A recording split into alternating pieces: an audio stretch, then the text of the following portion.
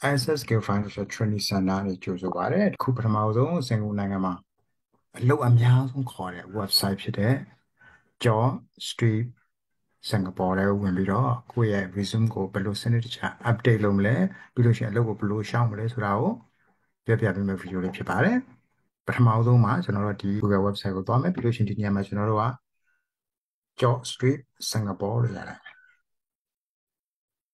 Job Street Singapore လို့ရမယ်။ရိုက်ပြီးရနေပါလာမလဲဆိုလို့ရှိရင်ဒီ Job Street ဆိုတဲ့ title လေးတွေ့လိမ့်မယ်။အဲ့ title လေးကိုရှာမယ်။အဲ့ title လေးပေါ်မှာ click လေးနဲ့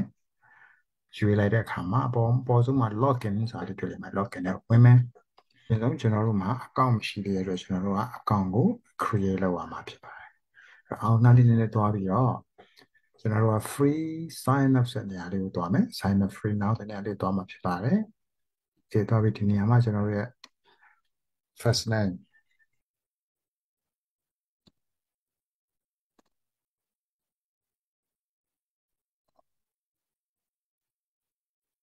ကိုသုံးမယ့် email address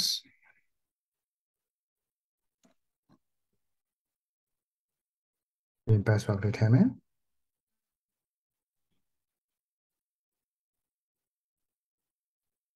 ပြီး sign up ဆိုတဲ့နေရာဒီနေရာမှာကျွန်တော်ရဲ့ profile လေးတွေကိုဖြည့်ရမှာဖြစ်ပါတယ်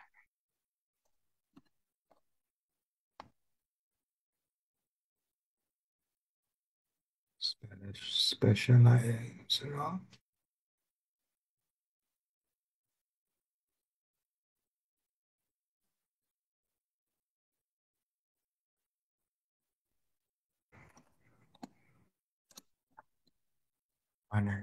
style လုပ်ခဲ့တယ် what location Singapore ပဲများဖြစ်တယ်စီးတာ alpha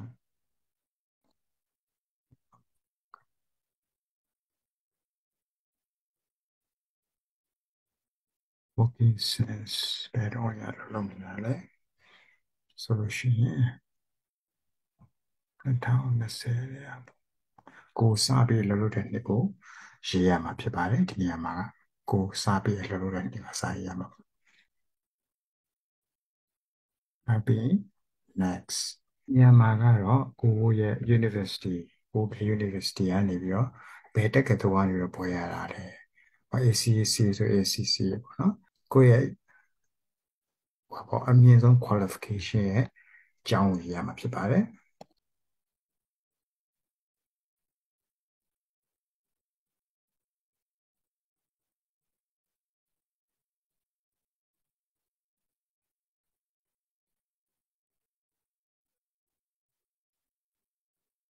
graduate ဒါဘာလဲပဲ degree ဆို degree diploma ဆို diploma ပေါ့နော်ဒီနေရာမှာတော့ကျွန်တော်တို့ငါပေးတဲ့သူက A level ပြီးတာဖြစ်ပါတယ်ဘယ်နှစ်ကပြီးတာလဲ graduate နှစ်ကတော့2020ပေါ့နော်ကြည့်အောင်ပါဒါကတော့ institute ရဲ့ university ရဲ့ location ပေါ့ဒါကတော့ Australia ပါ Australia နိုင်ငံဆို Australia မြန်မာဆိုမြန်မာပေါ့နော် field of study ဆိုတာကတော့ဘာ major လဲဆိုရင် business study administration management ခေတ်တာကိုသုံးမယ်နော်ဒီ session ကတော့ working experience ကိုထည့်ခိုင်းတာဖြစ်ပါတယ်အခုလက်ရှိကျွန်တော်တို့ working experience နောက်ဆုံးလက်ရှိလုပ်နေတဲ့ work experience ကိုထည့်ခိုင်းတာဖြစ်ပါတယ်ဒါ position ဘာ position နဲ့လုပ်နေတာလဲ assistant okay company name ကိုလည်းလုပ်နေတဲ့ company training center duration ဘယ်တော့စပြီးတော့ join တာလဲဒီ company ကို20ပွဲရပြီး join တယ်အခုလာ okay 2000 January join တယ်ဆိုပါဆိုရင်အခုလက်ရှိပေါ့နော် okay specialize in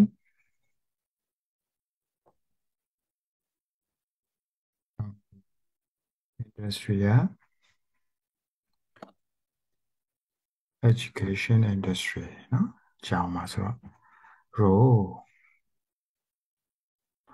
ဘယ်လိုလုပ်ရလဲ primary role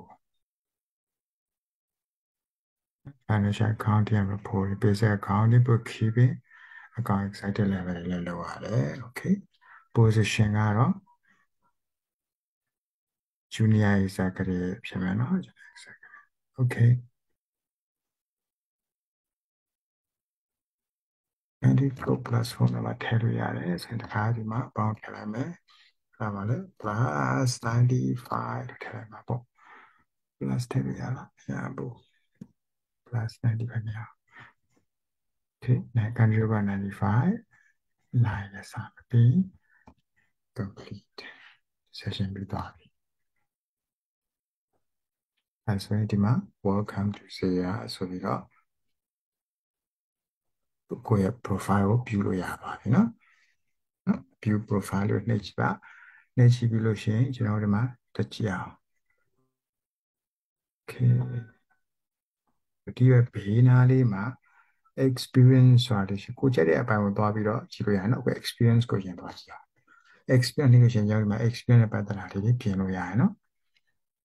experience level က I have been working since 2020ကနေလုပ်တယ်ဆိုပြီးတော့ okay လုပ်တယ်ကြည့်အောင်အဲ့နေရာမှာကျွန်တော်တို့က view company အဲ့ edit လုပ်လိုက်မယ်လုပ်လိုက်ပြီးလို့ရှိရင်အဲ့လိုကျွန်တော်တို့ပြန်ပြီးတော့ view လို့ရတယ်နော်ဘယ်လာဒီလုပ်တယ်လို့ပါတော့နော် present လို့ရေးထားတော့ကြောင့်မလို့ပြင်လို့မပြင်ကြမလို့ဘူး okay သွားမှာ general account education executive နေရာမှာကိုယ့်ရဲ့ job description ရေးရမှာဖြစ်ပါတယ်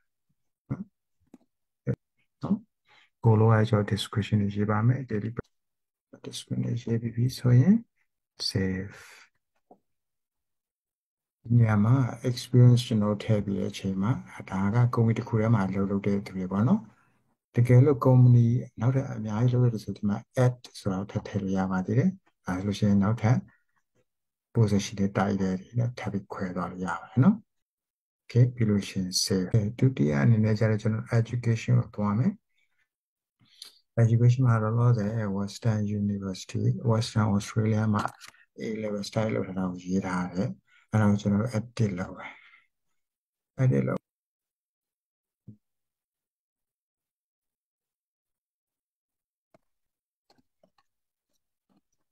management okay break out ထားပါ second upper ရေးမယ်ဒီမှာကတော့ဗာလဲ type your file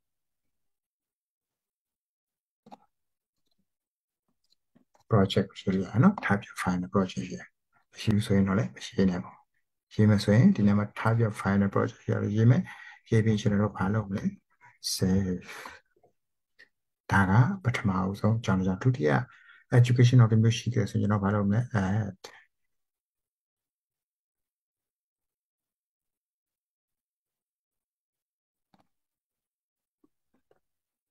diploma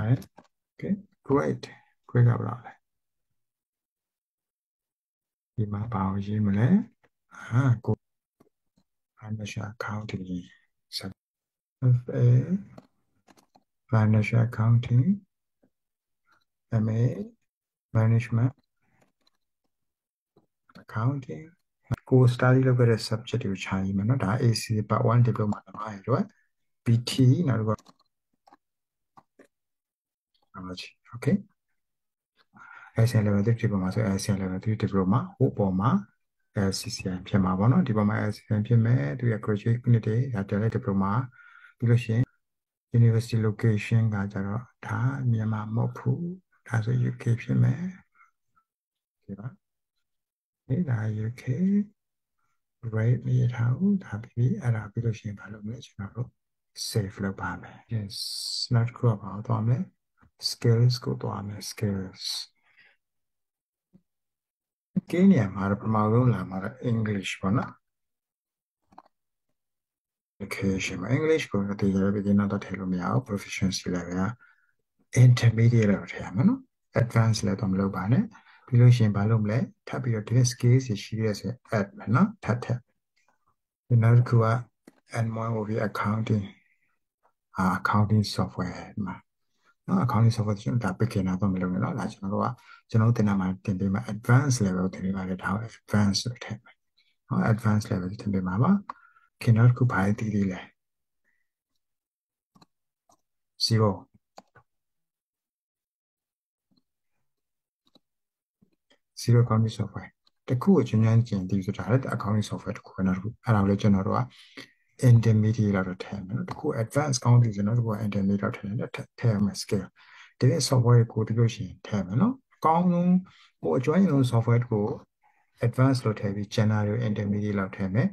Excel ကတော့တေချာ beginner တော့ထည့်လို့မရပါဘူးကျွန်တော်တို့ advanced လောက်ထည့်မယ်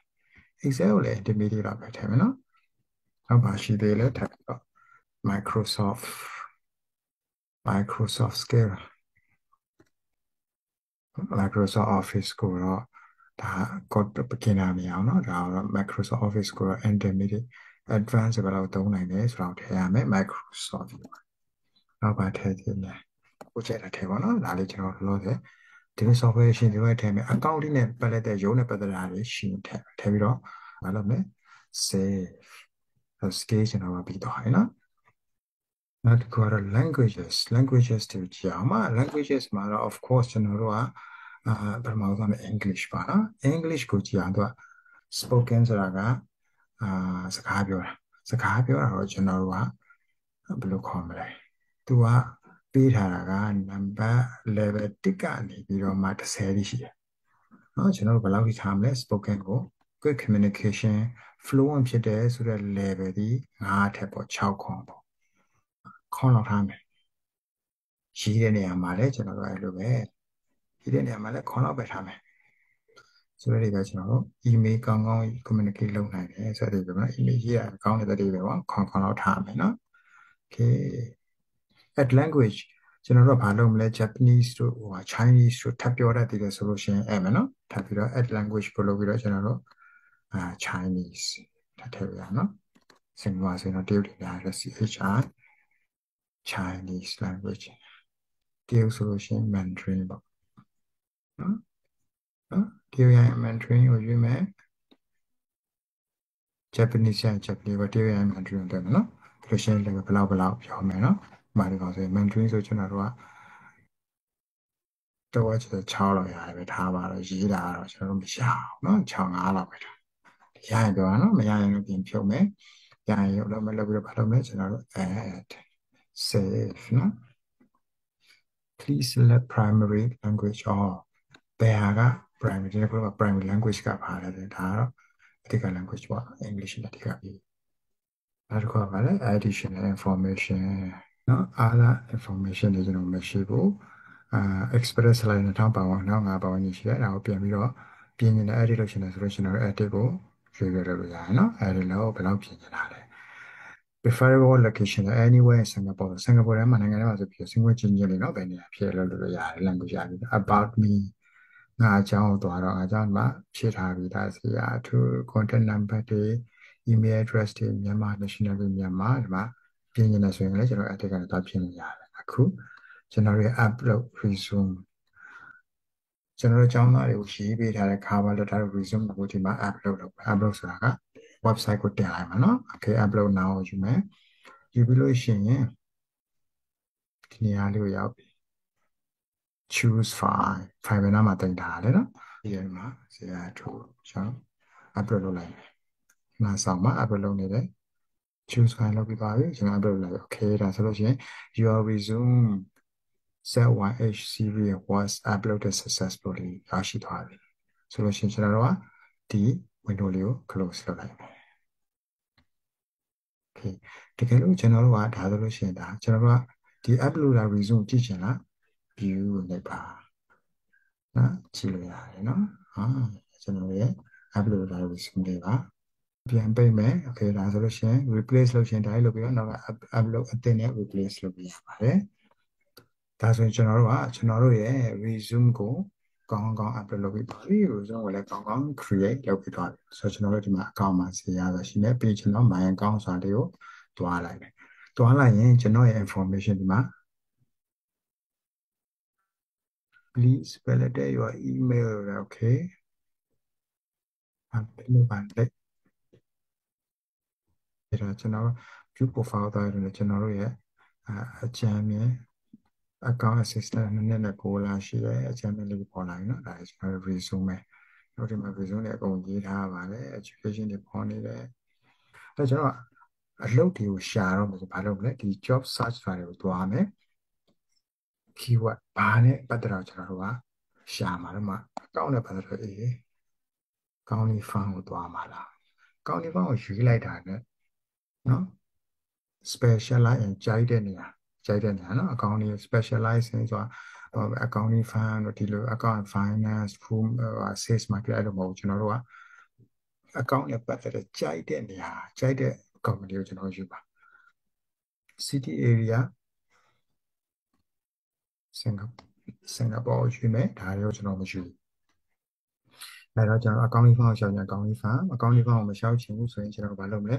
ဂျန်နဲ့ account manager position နဲ့ account assistant position နဲ့ကျွန်တော်ကြိုက်တဲ့နေရာကိုရွေးလို့ရတယ်နော် account system ရွေးလိုက်မယ် location Singapore specialize job specialize ဆိုတာဘယ်နေရာကခေါ် account system ခေါ်ရင်တွားမှာဟိုဆိုကျွန်တော်ဒီနေရာမှာ account system နေရာတွေ့ပြီဒီမှာကြော်ညာတွေ့ပြီနော်ရှင်းလာတဲ့ကိုကမှတင်ထားတာနော်အဲ့ဒါလို့ကျွန်တော်တို့ကယူလိုက်မယ်ယူရင်ဒီကိုရှင်းထားပြီဘယ် company ကခေါ်ရတယ်ကြည့်အောင်ကိုင်းကြီးတယ်ဆိုလို့ရှိရင်ကျွန်တော်ဒီ job scope တွေကိုလုပ်နိုင်တယ်ဆိုရင်ကိုကရှောက်မယ်နော်ရှောက်မယ်ဆိုရင်ဟောဒီမှာ apply now